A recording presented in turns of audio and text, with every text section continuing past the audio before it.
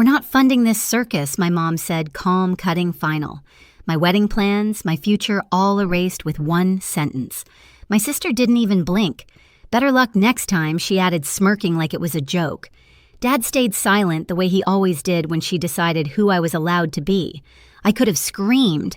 Instead, I said one word, understood, and walked out. They thought I'd break. They thought I'd crawl back like always. But 3 weeks later, when their world started to collapse, they finally learned what that word really meant. And it began with a single phone call. From the outside, my family looked like the kind people envied. Brick house, polished smiles. Sunday dinners no one dared miss, but inside every laugh came with a rule attached. My mother, Carol, built our lives on control how we spoke, dressed, dated, even what we dreamed. My father, Robert, followed her lead, the quiet echo behind every decision. And my sister, Shannon, she could do no wrong. When we were kids, I wanted to design dresses. I'd fill sketchbooks with fabrics and colors. One afternoon, Mom found my drawings, held them like evidence, then tossed them straight into the trash. "You're not wasting your life on fantasies," she said. My father just stood there nodding like he agreed. That day I learned silence could keep the peace. Years passed. I became what they wanted, an accountant, steady, safe. Shannon went to college for marketing, creative enough to sound respectable. When she opened her boutique, Mom threw her a party boasting about her daughter's vision. I remember watching them toast under string lights, Mom's pearls glinting as she said, "You've always had flair." Flair. The word still stings. Mine was never allowed. Then came Eric. I met him at a community fundraiser, the kind of event my parents called small-town nonsense. He worked for a nonprofit, mentoring kids, laughed too easily, asked real questions.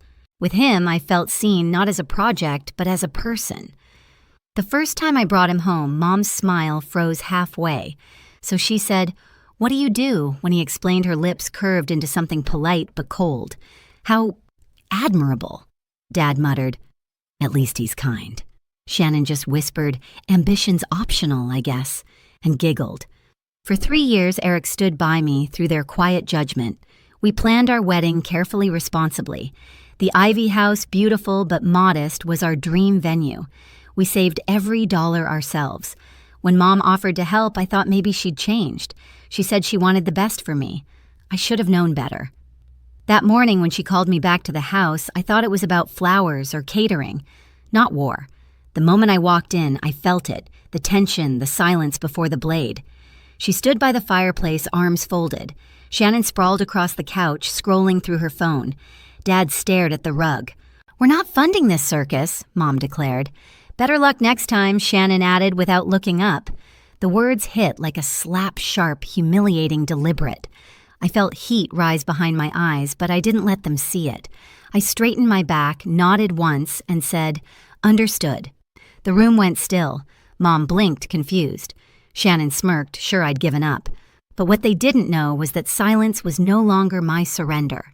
The drive back to my apartment felt endless. The sky hung low, gray, and heavy, the kind that made the world look smaller. My phone buzzed the whole way, Eric calling, but I couldn't answer. I needed the quiet, the hum of the road to steady me. By the time I reached home, my hands had stopped shaking. Mostly. The invitation sat on my kitchen counter, cream paper gold trim, our names printed side by side.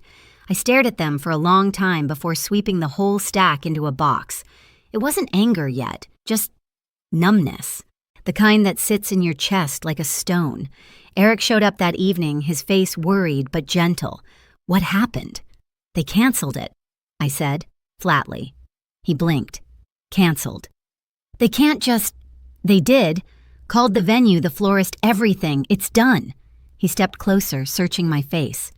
"Do you want me to go talk to them?" I shook my head. "No. This time it's my turn." Later that night, I found myself flipping through an old drawer. At the very bottom was my high school sketchbook, the one Mom had thrown away years ago. The edges were bent, pages smudged with pencil lines.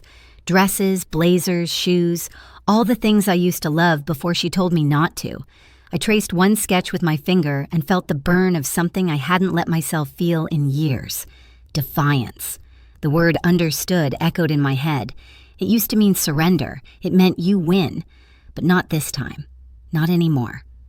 I thought about every understood I'd ever said when she chose my college major, when she said accounting was respectable, when she told me love should look like money and status. Every understood was a piece of me she'd taken. That night I wrote a list. Every account, every payment, every contract connected to the wedding. Something didn't feel right, too precise, too immediate. You don't cancel a full event that fast without preparation.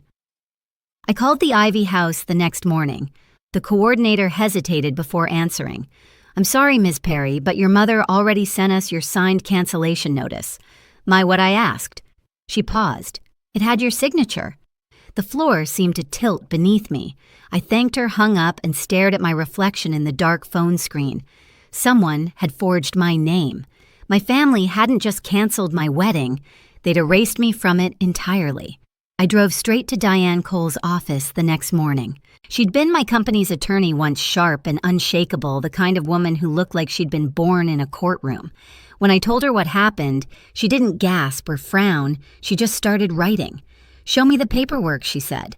I handed her every file I had, payments, invoices, the original contract for the Ivy House. Diane flipped through each page pen, tapping against the desk in steady rhythm. Then she froze. "This cancellation form," she murmured, holding it up. "That's not your handwriting." I leaned closer. My name was there, sprawled across the page in clumsy ink. My signature, but not. Diane looked up, her eyes sharp. "Someone forged it. And if they used your financial info to make payments, that's a crime." The word crime hit me like a cold slap. I wasn't just dealing with manipulation anymore. This was theft, deliberate, calculated. We spent hours combing through details, every transaction, every withdrawal from the wedding account. And that's when we saw it, thousands of dollars wired to Shannon Perry, Designs Her Boutique. Another trail led to my parents' credit card payments and home renovations. "They used your money to cover their debts," Diane said, "and I'll bet it gets worse." That night I sat in the dark with only my laptop screen lighting the room. I replayed every moment in my head, Mom's cold tone, Shannon's smirk, Dad's silence. It all clicked into place. The wedding wasn't just a power move. It was a cover-up.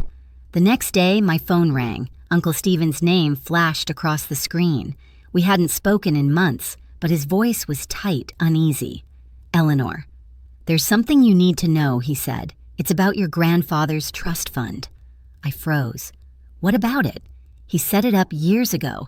$250,000. It's yours, but it activates only when you marry. Your parents have been managing it and withdrawing from it." I checked the records myself. The air left my lungs. "You're saying they've been using the money for years," Stephen said softly. "Shannon's business, the house remodel, all from your trust. If you'd gotten married, it would have triggered a full audit. They had to stop it." I pressed a hand over my mouth. My own family hadn't just stolen from me. They'd destroyed my future to keep it hidden. After the call, I sat still for a long time. The anger came slowly, quietly, like a storm forming over still water. I opened my laptop, typed a message to Diane. "We're filing the case." Then I whispered to no one but myself. They wanted control. Now they'll get consequences. The courtroom smelled faintly of old paper and polished wood. Rows of strangers whispered behind me, the hum of air conditioning drowning out my heartbeat. I sat at the plaintiff's table beside Diane, my hands clasped so tightly my knuckles ached. Across the aisle, my family looked smaller than I remembered. Mom's hair was perfect as always, but her pearls didn't shine the same under fluorescent light. Dad's tie was crooked. Shannon scrolled on her phone until the bailiff told her to stop. When the judge entered, everyone stood. "Case number 4721. Perry versus Perry," the clerk announced. The words stung more than I'd expected. Diane began calmly. "Your Honor, this case involves the unauthorized use of my client's financial assets and a forged signature on legally binding documents. We intend to show that Eleanor Perry's parents and sister not only interfered with her wedding plans, but also misappropriated her inheritance." Mom leaned toward her attorney, whispering something sharp.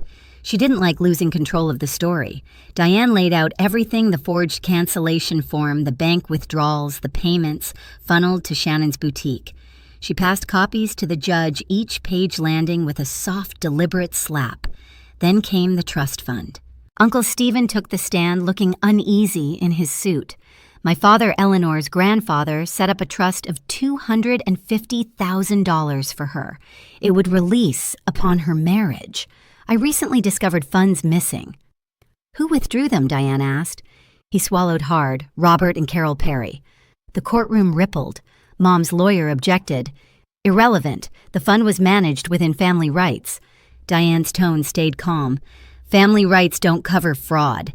Mom's eyes darted toward me, sharp and cold. You don't understand, Eleanor. We were trying to protect you.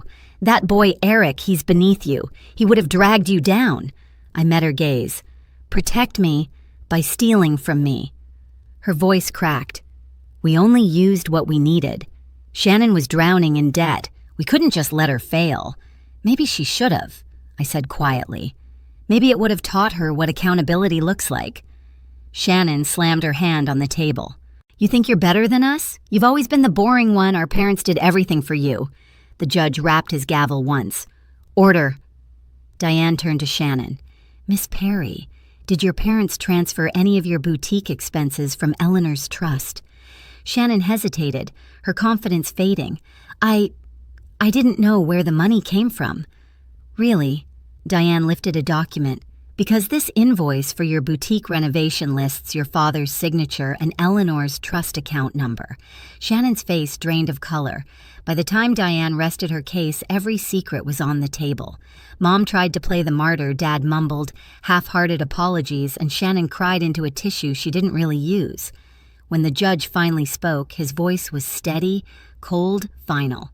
This court finds in favor of the plaintiff. All funds misappropriated from the trust are to be returned immediately.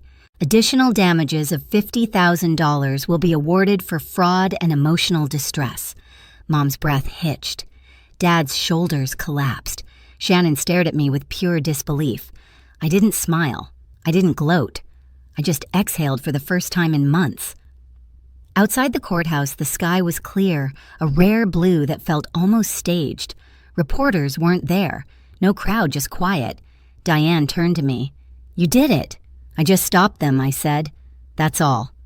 A week later, I stood at the Ivy House again, the same archway where my mother's words had haunted me, but this time it was mine. The garden lights flickered softly, tables draped in white linen, simple and elegant. Eric waited at the end of the aisle, his tie slightly crooked, his smile unwavering.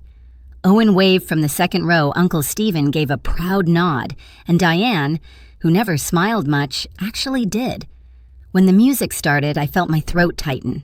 No mother adjusting my veil, no father walking me down the aisle, just me walking myself.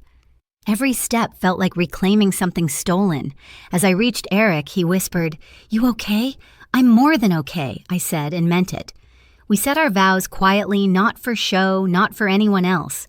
The officiant pronounced us husband and wife, and for a moment all I could hear was the wind through the ivy and the faint sound of laughter, real laughter. After the ceremony, I slipped away for a moment, standing beneath the same oak tree where I once cried after everything fell apart.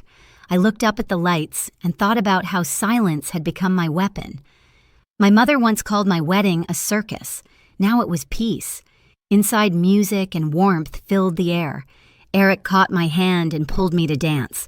The world blurred faces, lights all of it. When the night ended, I wrote one last email. Simple, clean. Carol, Robert it, Shannon. The court showed who you are. I wish you the best, but this is goodbye. I hovered for a second, then hit send. Outside, crickets hummed. Eric wrapped his arm around me, and for the first time in years, I felt free. A few weeks later, the calls began. First Mom, then Dad, then Shannon. Each one left a message that sounded the same: soft voices, forced apologies, a little tremble for sympathy. "We just want to talk, sweetheart. Can we meet just once?" Things got out of hand. I didn't answer. The phone buzzed on the counter while I folded laundry, cooked dinner, lived my life. Every vibration felt weaker than the last.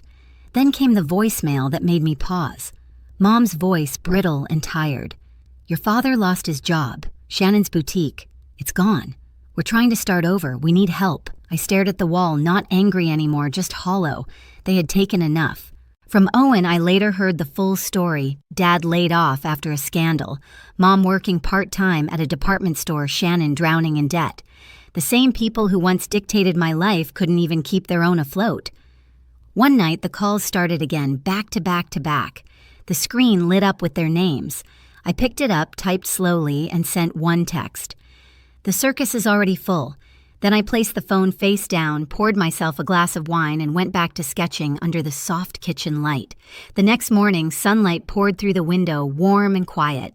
Eric kissed my forehead before leaving for work, and I sat at my desk surrounded by fabric swatches and half-finished sketches. My first design line was taking shape, mine, not theirs. Freedom didn't feel loud. It felt still, steady, earned. I glanced at my phone on the table, no new calls, no apologies, just silence. The kind that finally meant peace. Mom once said my wedding was a circus. Maybe she was right, because now the show was over and I was the one who walked away smiling. If you've ever had to choose yourself over family, tell me in the comments. Hit subscribe. There's always another story to tell.